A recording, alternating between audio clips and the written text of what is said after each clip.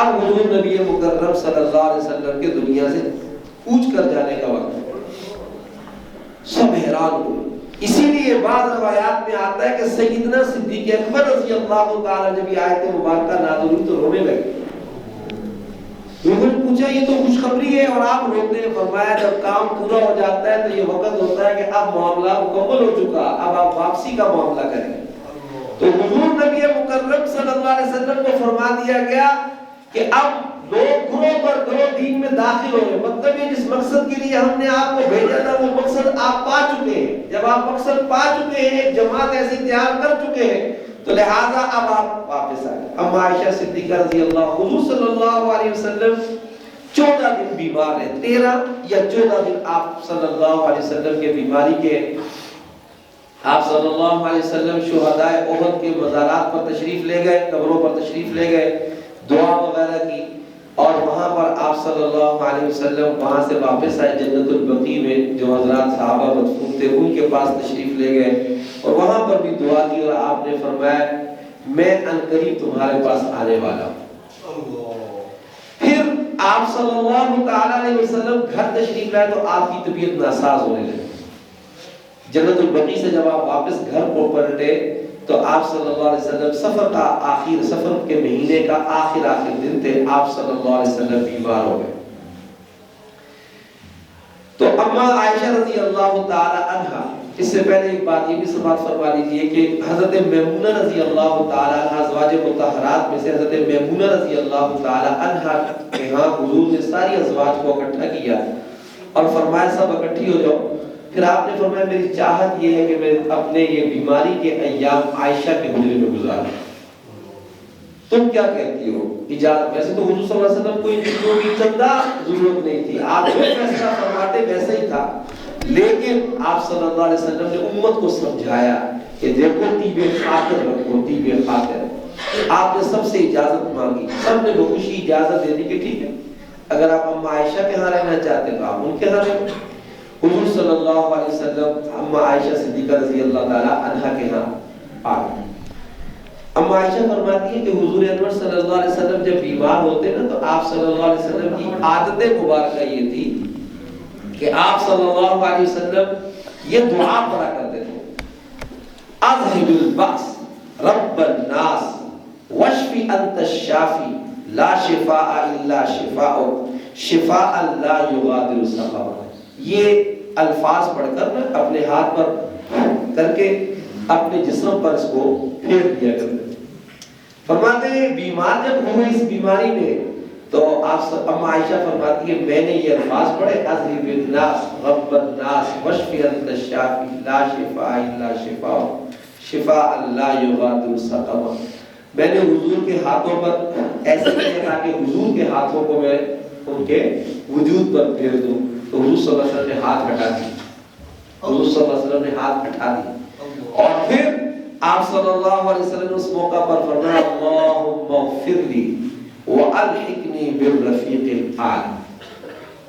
اما عائشہ فرماتی میں سمجھ گئی کہ حضور نبی مکرم صلی اللہ علیہ وسلم کا معاملہ اب کچھ اور ہے۔ فرمایا حضور نے فرمایا اللہم اغفر لی، اے اللہ میری مغفرت فرما، والحقنی بالرفیق الاعلی، اور رفیق اعلیٰ کے ساتھ مجھے ملا دیجیے۔ ایک دن اما عائشہ فرماتی ہیں حضور نبی مکرم صلی اللہ علیہ وسلم نے فرمایا عائشہ وہ جو خیبر میں مجھے اس یہودی خاتون نے زہر برق سے وہ بھرا گوشت پیش کیا تھا اور میں نے اس کو اپنے زبان پر رکھا تھا، اس کا اثر دوبارہ اور کر آیا ہے، لوٹ آیا ہے، اور اس کی وجہ سے میری رگ کٹتی چلی جا رہی، کٹتی چلی، انتہائی شدید تکلیف۔ لیکن میرے عزیزو ان 13-14 دن کی بیماری کے باوجود اس میں 11 دن حضور نبی مکرم صلی اللہ علیہ وسلم نے مسجد میں نماز ادا فرمائی۔ آخری 2-3 دن جمعرات کے دن حضور نبی مکرم صلی اللہ علیہ وسلم کی طبیعت بڑی غیر ہو گئی۔ روایات میں آتا ہے کہ آپ صلی اللہ تعالی علیہ وسلم پر غشی کی کیفیت طاری ہو جاتی۔ آپ صلی اللہ علیہ وسلم کی طبیعت میں جب بحالی آتی تو آپ پوچھتے نماز، صحابہ کرتے کہ حضور نماز ابھی تک نہیں ہوئی۔ آپ صلی اللہ علیہ وسلم نے غسل کے لیے پانی منگوایا، غسل کا پانی اپنے اوپر ڈالا، پھر اٹھنے لگے تو پھر غشی آ گئی اور آپ صلی اللہ علیہ وسلم پھر غشی کھا گئے، اور پھر جب ہوش آیا تو آپ نے پوچھا نماز، کہا حضور ابھی تک نماز نہیں ہوئی، صحابہ سب آپ کے انتظار میں۔ آپ صلی اللہ علیہ وسلم پھر اٹھنے لگے لیکن آپ سے اٹھا نہ گئے، تو آپ صلی اللہ علیہ وسلم نے اس موقع پر ارشاد فرمایا ابو بکر کو کہو کہ نماز پڑھیں، ابو بکر سے کہو کہ نماز پڑھیں۔ اب عائشہ فرماتی رضی اللہ تعالیٰ عنہ، میرے دل میں خیال آیا کہ اگر میرے ابا مصلی پر کھڑے ہوئے تو حضور کی جگہ خالی ہوگی اور ابو بکر کھڑے ہوں گے، اور پہلے کیفیات بھی دیکھ چکے تھے کہ حضور صلی اللہ علیہ وسلم اب دنیا کے معاملات کی طرف رجوع نہیں فرما رہے، تو لوگ اس کو نحوست لیں گے۔ دل میں یہ خیال تھا، خود فرماتی بخاری شریف کی روایت ہے، فرماتے لیکن میں نے کہا حضور میرے ابا بڑے رقیق القلب ہیں، نرم مزاج، اور آپ کی جگہ کو خالی پا کر ان پر گریا آ جائے گا اور وہ نماز مکمل نہیں کر سکتے۔ آپ نے فرمایا میں کہتا ہوں ابو بکر سے کہو کہ وہ نماز پڑھے، اور تم یوسف کی سہیلیوں والا معاملہ کرتی، یوسف کے زمانے کی عورتوں والا معاملہ کرتی ہو، میں تم سے کہتا ہوں ابو بکر سے کہو نماز پڑھے۔ اور ایک روایت میں آتا ہے کہ نبی مکرم صلی اللہ علیہ وسلم نے صاف الفاظ میں فرمایا کہ ابو بکر سے کہو کہ نماز پڑھائیں۔ بعض نے حضرت عمر رضی اللہ تعالیٰ کو آگے کرنے کی کوشش کی تو حضور صلی اللہ علیہ وسلم آواز کو پہچانتے تھے، آپ نے فوراً فرمایا ابو بکر کو کہو نماز پڑھیں، ابو بکر سے، اور پھر فرمایا جس قوم کے اندر ابو بکر ہو اس میں ابو بکر کے ماں سوا کوئی امامت کے لائق نہیں۔ حضرت ابوبکر صدیق رضی اللہ تعالی عنہ کو عادی کیا گیا، آپ نے 17 نمازیں حضور سرور کونین صلی اللہ علیہ وسلم کی زندگی میں نماز پڑھائی۔ آپ رضی اللہ تعالی نے یہ نماز مکمل کروائی، وہ دن گزر گیا، اگلے دن ظہر کے وقت حضور اکرم صلی اللہ علیہ وسلم تشریف لائے، آپ کی طبیعت میں کچھ بحالی ہوئی، اور کتنی بحالی تھی کہ آپ صلی اللہ علیہ وسلم 2 صحابہ کے کندھوں پر سہارا لیتے ہوئے مسجد میں تشریف لائے۔ حضرت عباس حضور صلی اللہ علیہ وسلم کے چچا، اور اس کے ساتھ حضرت علی کرم اللہ وجہہ، اس 2 حضرات کا سہارا تھا، اور حضور صلی اللہ علیہ وسلم کے پاؤں زمین پر لگ نہیں رہے تھے، گھسٹ رہے تھے۔ اس حالت میں حضور اکرم صلی اللہ علیہ وسلم مسجد نبی شریف میں تشریف لائے، اور حضرت ابوبکر صدیق رضی اللہ تعالی نے محسوس کیا نا حضور تشریف لائے، پیچھے ہٹنے لگے، آپ نے روک دیا۔ حضور صلی اللہ علیہ وسلم تشریف فرما ہوئے، حضرت ابوبکر صدیق رضی اللہ تعالی کو ساتھ کھڑا کیا۔ حضور صلی اللہ علیہ وسلم کی تو اتنی آواز اس وقت نہیں تھی، اس وقت آپ بیماری کی کیفیت میں تھے، آپ آہستہ سا رکوع کہہ کر رکوع کرتے، حضرت ابوبکر صدیق رضی اللہ تعالیٰ نے پھر اونچی آواز سے تکبیر کہتے یا تسمیح کہہ کر بقیہ تمام جتنے بھی لوگ مسجد نبی شریف میں موجود ہوتے ان سب کی امامت ابوبکر صدیق رضی اللہ تعالیٰ نے اس طریقے پر بھی کروائی۔ یہ امامت صغریٰ کہلاتی ہے، مصلی امامت صغریٰ کہلاتا ہے، اور حکومت امامت کبریٰ کہلاتی ہے۔ حضور نبی مکرم صلی اللہ تعالی علیہ وسلم نے اپنی زندگانی میں 17 نمازوں کے لیے مصلی اپنا حضرت صدیق اکبر رضی اللہ تعالی عنہ کو عطا کر کے اس بات کی طرف رہنمائی فرمائی کہ جس طرح میری زندگی میں امامت صغریٰ کے لائق ابو بکر ہے، میرے دنیا سے چلے جانے کے بعد امامت کبریٰ کے لائق بھی ابو بکر ہی ہے۔ اسی لیے حضرات صحابہ سب کا اتفاق اور اجماع بنو ثقیفہ میں جو ہوا چھپر کے نیچے، وہ سیدنا صدیق اکبر رضی اللہ تعالی عنہ کی خلافت میں ہوا۔ خیر، اس موقع پر آپ صلی اللہ علیہ وسلم نے چند بیانات بھی فرمائے ہیں، آپ صلی اللہ علیہ وسلم نے چند بیانات فرمائے، اس میں ایک یہ ہے، آپ نے فرمایا اس میں ایک موقع پر آپ تشریف لائے، منبر پر آپ تشریف فرما ہوئے، اور آپ صلی اللہ علیہ وسلم نے فرمایا کہ میرے ذمے اگر بھئی کسی کا حق ہے تو مجھ سے ابھی دنیا میں لے لے، میرے ذمے اگر کسی کا کوئی حق ہے تو وہ دنیا میں لے لے، میں نے کسی کو سخت بولا ہو تو وہ بھی اس کا بدل دنیا میں لے لے، میں نے اگر کسی کو کوئی کوڑا لگایا ہو، کسی کو ضرب لگائی ہو، وہ مجھ سے اس کا بدل دنیا میں لے گئے۔ امت کو کیا سمجھا رہا کہ آپ صلی اللہ علیہ وسلم وہ شخصیت ہے کہ لوگوں نے ان کے ساتھ برا کیا، لیکن آپ صلی اللہ علیہ وسلم نے جنہوں نے ان کو پتھر مارے، آپ نے ان کو پھر بھی دعائیں، پھر بھی آپ نے ان کو تباہی۔ خیر، لیکن یہ بتلانا مقصد تھا کہ دیکھو اپنے حقوق العباد صاف کرو، حقوق العباد اپنے اچھے کر کے آؤ، کیونکہ کل قیامت کے روز اللہ کے ہاں اس پر باز پرس ہوگی۔ جتنی بڑی مسئولیت ہے اتنا، جتنا بڑا درجہ اور مرتبہ ہے اتنی بڑی مسئولیت بھی بڑی ہے۔ تو آپ صلی اللہ علیہ وسلم نے ایک موقع پر اس بات کا خطبہ ارشاد فرمایا، دوسرے موقع پر آپ نے فرمایا، انہی دنوں میں تشریف لائے تو آپ نے فرمایا ان یہود و نصارہ پر اللہ کی لعنت ہو جنہوں نے انبیاء کی قبروں کو سجدہ گاہ بنا لی۔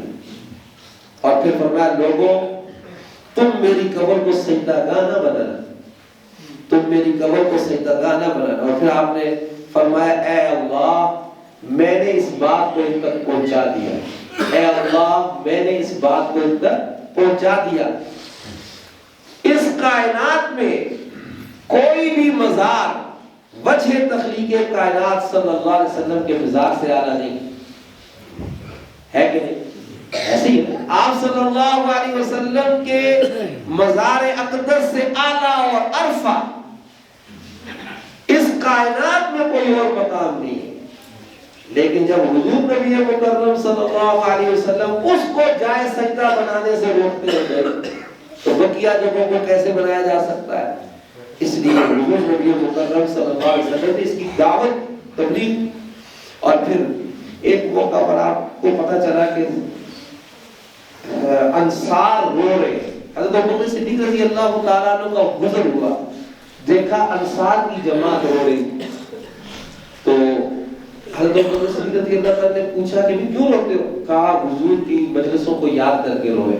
ابھی حضور حیات ہے لیکن حضور جس طرح پہلے آتے تھے اور وہ درس دیا کرتے تھے، بات کیا کرتے تھے، اب وہ چیز نہیں ہے، ان باتوں کو یاد کر کر کے روتے ہیں۔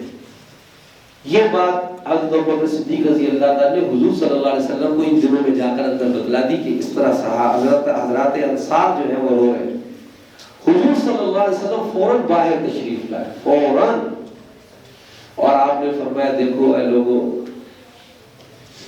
مجھے انصار سے بڑی محبت، مجھے ان انصار سے بڑی محبت، میں تمہیں اس بات کی نصیحت کرتا ہوں کبھی ان کو رلانا نہیں، کبھی ان کو نہ رلانا۔